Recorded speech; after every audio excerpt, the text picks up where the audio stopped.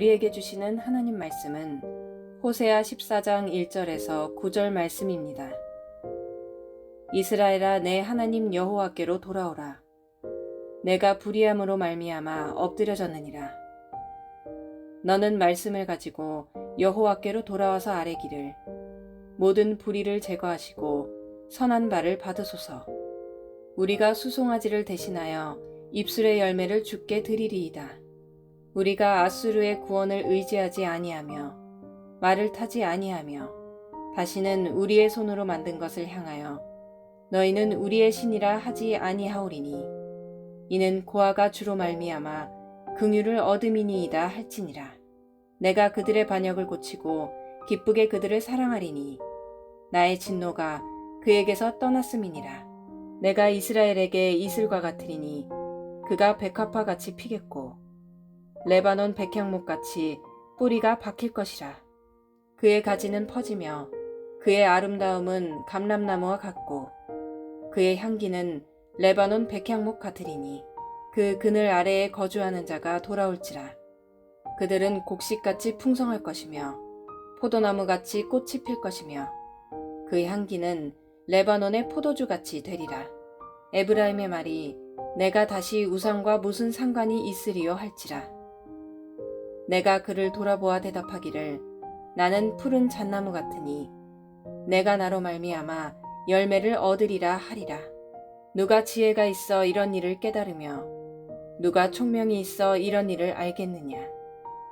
여호와의 도는 정직하니 의인은 그 길로 다니거니와 그러나 죄인은 그 길에 걸려 넘어지리라.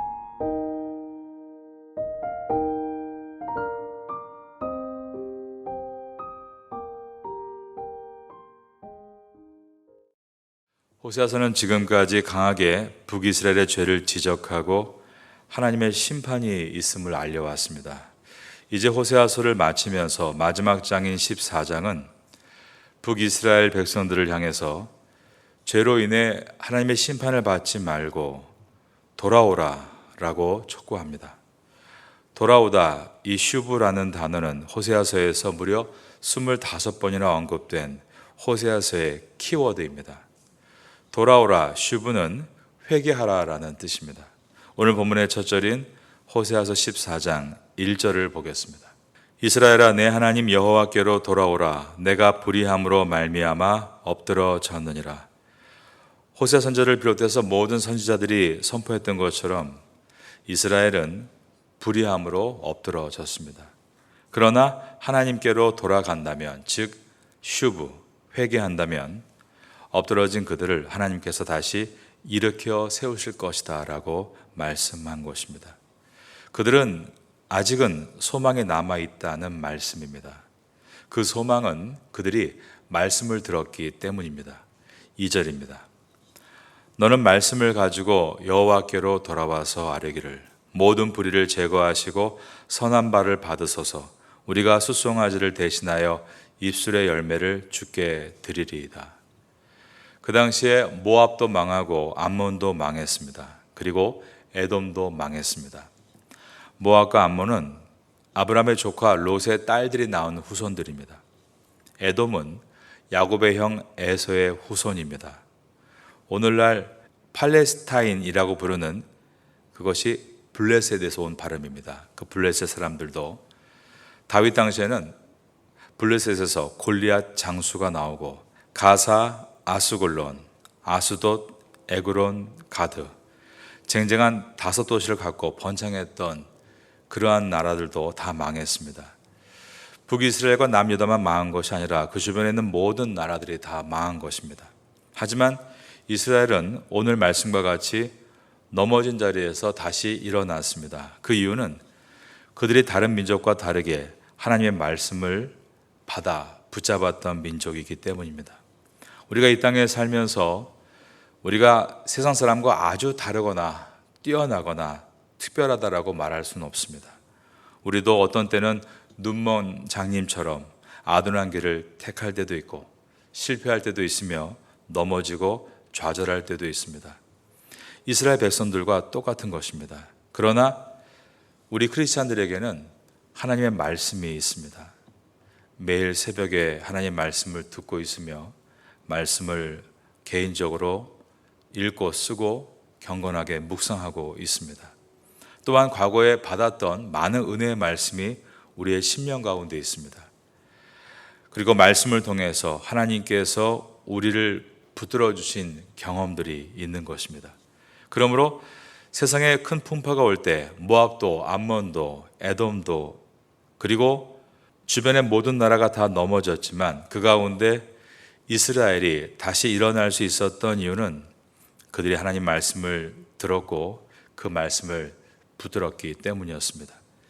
인류 역사 가운데 기독교인들도 많이 넘어졌고 또 어떤 때는 정말 소멸될 위기도 있었지만 지금까지 다시 일어날 수 있었던 것은 오직 하나님의 말씀이 성도와 함께 있기 때문이었습니다. 여러분도 넘어질 수 있습니다.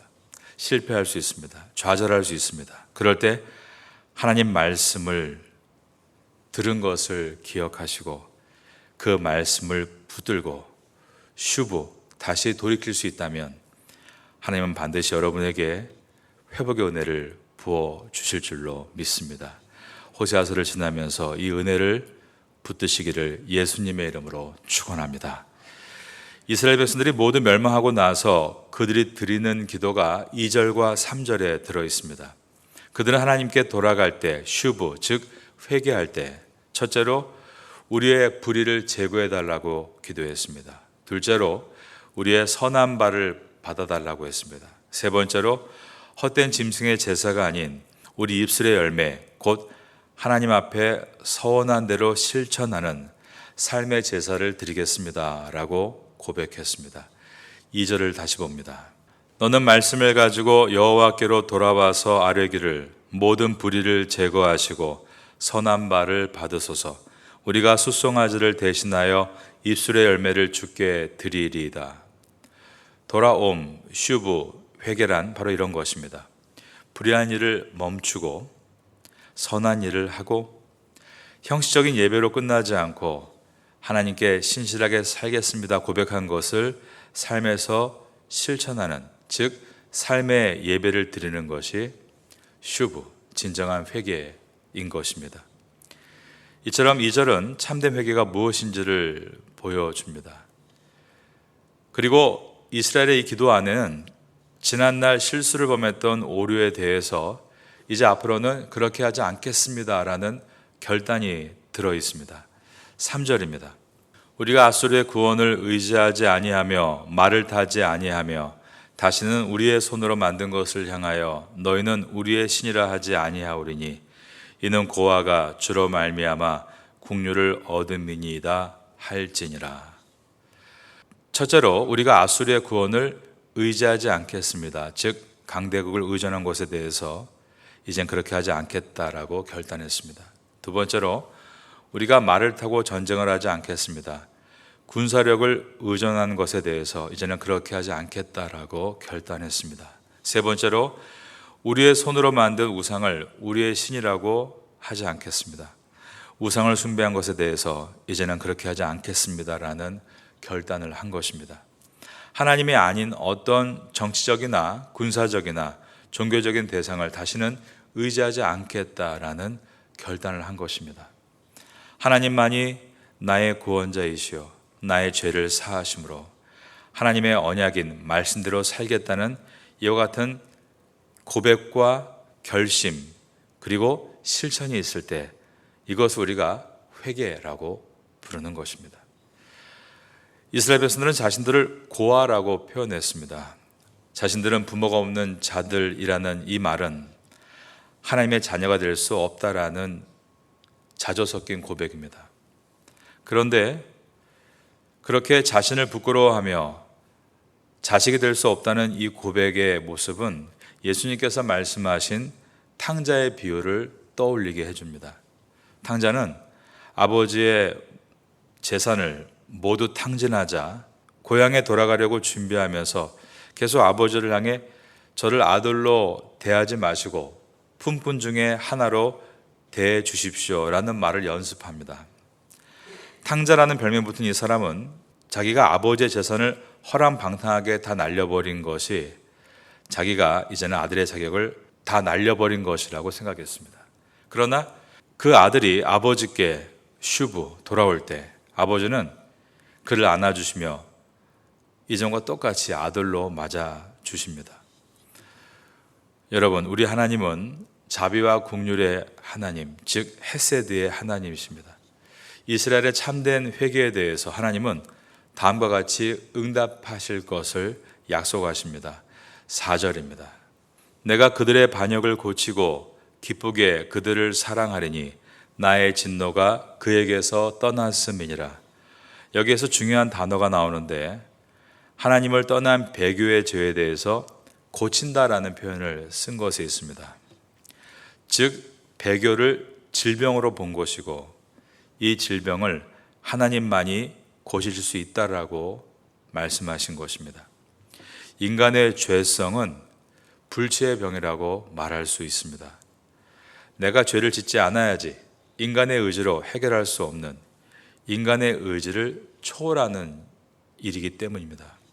오직 하나님께서 고쳐주지 않으시면 결코 고칠 수 없는 불치의 병이 인간의 죄입니다. 이 죄는 치사율이 100%로서 죄의 결과는 반드시 사망에 이르게 됩니다. 하지만 인간의 한계를 뛰어넘는 불치의 병도 하나님은 고치실 수 있는 능력의 하나님이십니다. 그 하나님께서 고치시겠다라고 약속하셨고 그 이유에 대해서 인간을 사랑하시기 때문이다라고 하셨습니다. 4절을 다시 봅니다. 내가 그들의 반역을 고치고 기쁘게 그들을 사랑하리니 나의 진노가 그에게서 떠났음이니라. 공의 하나님 앞에 죄인이 심판을 받는 대신에 고침을 받고 새로운 사람이 될 수 있는 이유는 구원자 예수 그리스도에 의해서입니다. 그러므로 예수 그리스도 그분만이 우리가 죄와 사망이라는 불치의 병에서 고침을 받을 수 있는 유일한 길이십니다. 하나님이 세상을 이처럼 사랑하사 독생자를 주셨으니라는 요한복음 3장 16절의 말씀은 하나님께서 우리를 죄와 사망의 불치병에서 고침을 받게 하시기 위해서 자신의 독생자를 내어주셨다라는 뜻입니다. 하나님이 세상을 이처럼 사랑하사 독생자를 주셨으니 이는 그를 믿는 자마다 멸망하지 않고 영생을 얻게 하려 하심이라. 우리는 하나님이 십자가에 내어주신 예수 그리스도를 나의 구주로 믿음으로 구원을 받았습니다. 그런데 이 구원은 엄밀히 말하면 시작된 것입니다. 이것을 학문적인 말로 already but not yet 라고 부릅니다. 구원이 시작됐으나 아직 완성된 것은 아니다라는 뜻입니다. 우리가 예수를 믿는 순간에 공의의 하나님께서는 예수님께서 십자가 위에서 흘리신 피값이 나의 죄값을 대신하는 것으로 인정하심으로 우리를 의롭게 여겨 주십니다. 이것을 한자어로 칭할 칭의 의로울 의, 의롭다는 칭함을 얻었다라고 말합니다. 그리고 나서 구원받은 사람은 거룩한 하나님의 백성, 거룩할 성자의 성도로서의 삶을 살아가게 되는데 그것을 성화라고 부릅니다. 그리고 이 땅에서 우리의 개인의 삶이 맞춰지거나 혹은 온 인류에 예수님께서 다시 오시는 그날 성도는 구원의 완성인 영화가 이루어지게 됩니다. 구원의 시작인 칭의와 구원의 과정인 성화와 구원의 완성인 영화는 따로 떨어져 있는 것이 아닙니다. 다 연결되어 있는 것으로서 구원을 받은 사람은 반드시 그 구원을 이루게 되는 것입니다. 간혹 교회를 다니다가 아예 교회 생활을 접은 분들을 만날 때가 있습니다. 세상에 푹 빠져 사는 것입니다. 세상에서는 집 나간 둘째 아들, 탕자와 같은 사람들이 지금도 많이 있습니다. 인간적으로 볼 때는 구원을 못 받을 것 같고 구원받을 자격이 없는 것처럼 보이기도 합니다. 그러나 구원은 전적으로 하나님의 은혜로 이루어지는 것입니다. 도저히 받을 수 없는 대상에게 일방적으로 부어주시는 사랑, 그것이 은혜의 뜻이기 때문입니다. 우리는 우리 주변에 집 나간 탕자와 같은 사람들에 대해서 하나님 아버지의 마음으로 끝까지 기대하고 기도하며 기다려 주어야 할 것입니다. 그러면서 우리 자신은 내가 받은 구원의 은혜가 얼마나 큰 것인가를 호세아서를 비롯해서 모든 성경의 말씀을 통해 깊이 깨달아 가므로 시간이 지날수록 신앙과 인격을 아름답게 성화해 나가서 이 시대에 하나님 앞에 그분의 나라와 복음을 위해서 쓰임받아야 하는 것입니다. 여러분들은 잘 준비되어 이 태국 땅에서 귀하게 쓰임받게 되시기를 예수님의 이름으로 축원합니다. 5절과 6절과 7절은 하나님이 이스라엘에 내리는 이슬이 되셔서 그들은 다시 하나님이 주신 약속의 땅에서 이슬을 머금고 뿌리를 내리고 백합화, 백향목, 감람나무, 포도나무와 같이 아름답고 풍성하고 지속적인 삶과 힘있고 열매 맺는 생활을 하게 될 것이다 말씀합니다. 내가 이스라엘에게 이슬과 같으리니 그가 백합화같이 피겠고 레바논 백향목같이 뿌리가 박힐 것이라.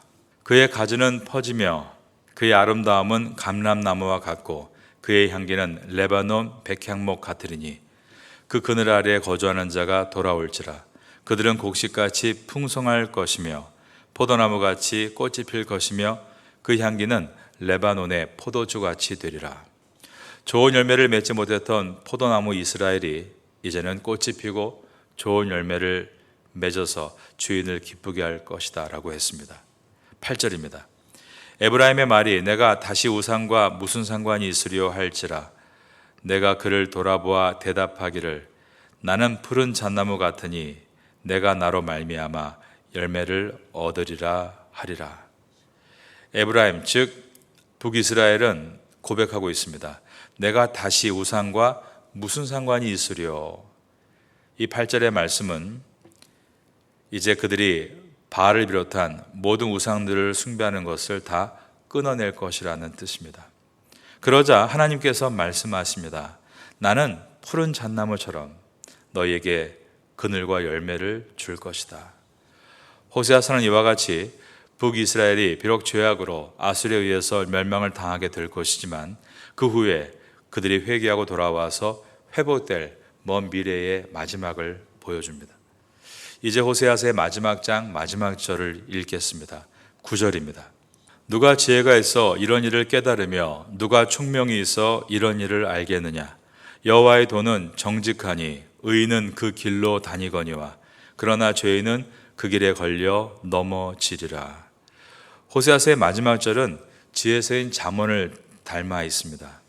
지금까지 호세아서는 임박한 심판의 고통과 그 뒤에 오는 회복의 약속을 선포했습니다.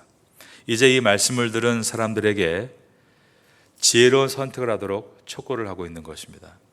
여러분, 하나님은 이 땅의 인류를 기계와 같이 다루시지는 않습니다. 로봇과 같이 버튼을 눌러서 뒤돌아가게 하고 오른쪽으로 할 때 또 버튼을 눌러서 왼쪽으로 방향을 확 바꾸시는 분이 아닙니다. 하나님은 이 땅의 인류를 인격적으로 대하십니다. 왜냐하면 그것은 하나님께서 우리에게 부어주신 자유의지 때문입니다. 하나님은 인간을 하나님의 형상을 따라 지으신 하나님의 자녀들로 창조하셨습니다. 집 나가려는 탕자의 몸에 쇠고랑을 채우거나 그가 다시는 그런 일을 하지 않도록 그를 가두는 아버지가 아니라 자기의 의지를 따라 집을 나가서 마음껏 사는 아들을 기다리고 그 아들을 그리워하며 날마다 성류에 서 있는 모습을 예수님은 비유로 말씀하시며 바로 이것이 하나님 아버지의 모습이다라고 하셨습니다. 호세아 시대의 청중과 또 역사 속에서 호세아서의 말씀을 들었던 모든 사람들 그리고 지금 이 말씀을 읽고 있는 우리에게도 동일한 선택이 놓여 있습니다. 누가 지혜가 있어 이런 일을 깨달으며 누가 총명이 있어 이런 일을 알겠느냐. 여호와의 도는 정직하니 의인은 그 길로 다니거니와 그러나 죄인은 그 길에 걸려 넘어지리라. 가장 강한 신앙은 바로 생각하는 신앙입니다. 하나님 말씀을 묵상하고 하나님께서 주시는 이 질문에 대해서 깊이 생각하심으로 어떤 인생을 살아야 될지를 하나님의 말씀을 붙들고 선택해 나아가시는 아름다운 성도가 된다면, 우리가 이 땅에서 완벽하게 늘 승리하는 것은 아니라 할지라도 늘 하나님의 말씀과 함께 동행하기 때문에 위기의 순간에 하나님께서 또 깨닫게 도와주시고 우리에게 일어날 수 있는 의지와 용기를 부어 주실 것입니다. 이제 오늘로서 호세아서의 모든 설교를 마쳤습니다. 하나님께서 여러분에게 날마다 말씀의 은혜로 함께 하시기를 예수님의 이름으로 축원합니다. 오늘까지 17일 동안 호세아서 말씀을 주신 하나님께 영광의 박수를 올려드리겠습니다.